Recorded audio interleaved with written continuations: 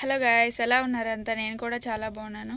Today వీడియోలో మనం కమ్మటి మజ్జిగ చారు ఎలా తయారు చేసుకోవాలో చూపిస్తానండి. దీనికోసం అయితే నేను సన్నగా తరిగి పెట్టుకున్న పచ్చిమిర్చి మరియు ఉల్లిపాయలను తీసుకున్నాను. ఆ తర్వాత పెరుగండి. పెరుగుని ఈ విధంగా గడ్డలు లేకుండా తీసుకోవాలి.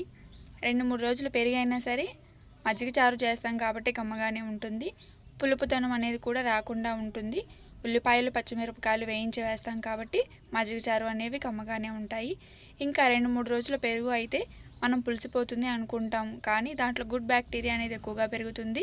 ఇంకా మన బాడీకి మంచి హెల్త్ బెనిఫిట్స్ అయితే ఉంటాయి. సో ఈ విధంగా గడ్డలు లేకుండా పెరుగుని తీసుకొని కొంచెం వాటర్ని అయితే పోసుకోవాలండి. మనకి కొంచెం మజ్జిగ చారులా ఉండే విధంగా ఈ విధంగా కొంచెం వాటర్ని అయితే కలుపుకోవాలి.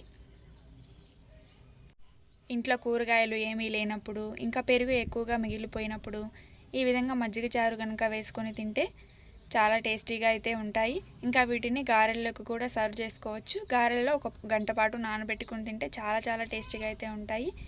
ఆ తర్వాత మీరు రుచికి సరిపడా ఉప్పునైతే ఈ మజ్జిగలో వేసుకొని అడ్జస్ట్ చేసుకోవాలి. పిల్లలు పెరుగు అన్నాన్ని కానీ మజ్జిగ అన్నాన్ని కానీ తినడానికి ఇష్టపడరు కదా, అలాంటి వాళ్ళ కోసం ఇలా మజ్జిగ చారు చేసి పెట్టడం వల్ల ఎంతో ఇష్టంగా తింటారు. ఇంతేనండి, దీంట్లో పోపు వేసుకోవడమే. ఇక పొయ్యి పైన కళాయి పెట్టుకొని 2 టేబుల్ స్పూన్స్ ఆయిల్ని అయితే వేసుకోండి. ఆయిల్ కొంచెం హీట్ ఎక్కిన తర్వాత మనం పచ్చిపప్పు, జీలకర్ర మరియు ఆవాలు వేసుకొని తాలింపు వేసుకోవడమే.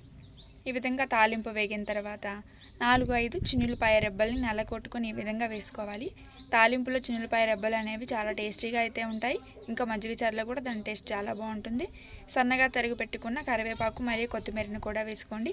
ఇవన్నీ బాగా వేగిన తర్వాత మనం ముందుగానే తరిగి పెట్టుకున్న ఉల్లిపాయలు మరియు పచ్చిమిరపకాయలను వేసి కొంచెం సాల్ట్ను యాడ్ చేసుకుంటూ లో ఫ్లేమ్లో ఈ విధంగా డ్రై రోస్ట్ అయితే చేసుకోవాలి.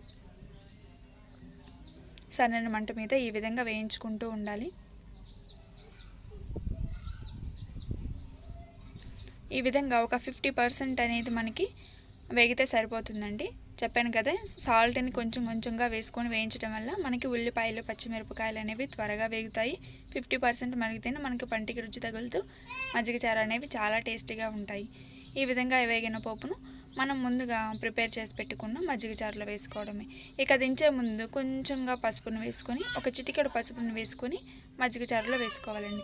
ఈ పసుపు వలన మజ్జిగ చారు అనేవి మంచి కలర్ అయితే వస్తాయి. అంతేనండి, చల్లగా మరియు కూల్గా కమ్మగా ఉండే మజ్జిగ చారు అనేది రెడీ అయిపోయాయి.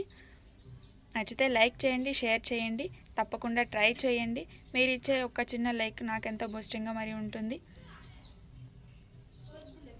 సో సబ్స్క్రైబ్ చేసుకోవడం మాత్రం అసలు మర్చిపోకండి. రెసిపీని ఇంట్లో ట్రై చేసి ఎలా వచ్చిందో కింద కామెంట్ సెక్షన్లో మెన్షన్ చేయండి. Thank you so much. Bye.